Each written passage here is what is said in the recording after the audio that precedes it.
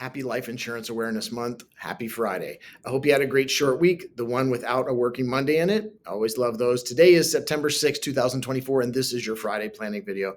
Let's start with this, 42%. It's not an election year statistic. It's not a stock market statistic. 42% of American adults, according to the Life Insurance Marketing and Research Association, or close to 100 million adults, say they need or need more life insurance. And 37% say they intend to purchase it in the next 12 months. Well, let's see, 37% in the next 12 months and still 47% need. We all know how that goes, and we all know how we answer surveys. Today, I have a few tales from the front line, and this is where I bring some of the conversations I'm having with you during the week to light. First, in regard to the insurance. Yes, in most cases, these videos should touch on and remind you even about the things that we discuss in our meetings and things that we're already doing, and maybe we can do more of them or just do them better. When it comes to insurance, the stats I just reported support the constant reminders that I bring you here and in our meetings. Life insurance is one of those. Estate planning, by the way, is the other one. One of those things that people always answer me the same way. Yes, I need to work on that. So I'm here to assist and to keep on you about this. Just to remind you, even though we will talk about these things, I don't give personal tax advice or legal advice, but I do look forward to working with your advisors in those areas to put your plan together, and for now and for always. And of course, the always part brings to light the life insurance. And I'll add long-term care insurance, even though long-term care insurance month is not until November. I do recommend these in two parts. They are actually both pretty important. First, we make the plans. Yes, this is all about evaluating your insurance needs, life insurance, income annuities, long-term care insurance, or any other insurance products. Let's work out what you need. Then we can get that taken care of. That's the easy work, really. And though 42% may say otherwise, I think many of you are making progress here. The next part is a bit harder. Why it is harder is that you think that you did all that you needed to do when you did the first part. I would say that could not be farther from the truth. This is like all of the financial planning. It is not set it and forget it. Too much changes. Horace Smith said inconsistency is the only thing in which we are consistent. That is why the next part is to review what you have and determine if any changes need to be made to the coverages you have. As I've also mentioned before, it is all too common that you have coverages that you purchased years ago and you really don't know what that particular coverage does for you or does not do for you. Products change, benefit options change, but most importantly, your needs change. So this is once again the reminder to bring me your policies so we can review them and work together to evaluate to see if you are or can be properly covered for your needs. Okay, that's the insurance month information. Before I let you ride off into the weekend, I want to address the elephant in the room, and I do not mean that to be a party line. I mean the elections that are coming.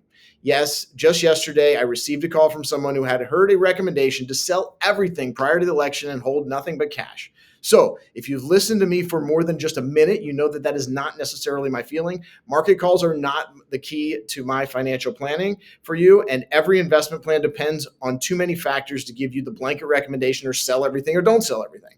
What I want to do is give you a bit of history and preview one of the upcoming special videos. This is one that'll be on election history.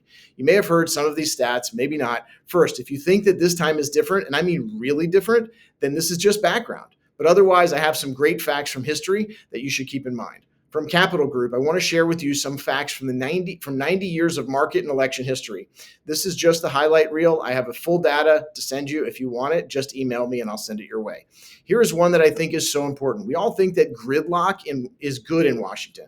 As I tell you many times, one of my favorite bumper stickers I've ever seen is the one that says, the opposite of pro is con, the opposite of progress is Congress. But here are the facts. In case you think that we won't see a divided government this time, since 1933, there have been 44 years when one party has controlled both the White House and Congress. During that time, stocks averaged almost 14.5% annual return. That is slightly, but only slightly higher than when it was split, 13.75% annual return for that time. I'm for sure not making an election prediction, but polls suggest it will be narrow margin one way or the other, if anything. History tells us still good for stocks. But we live in historic times. This is the past. And as I love to remind myself, don't look back. You're not going that way.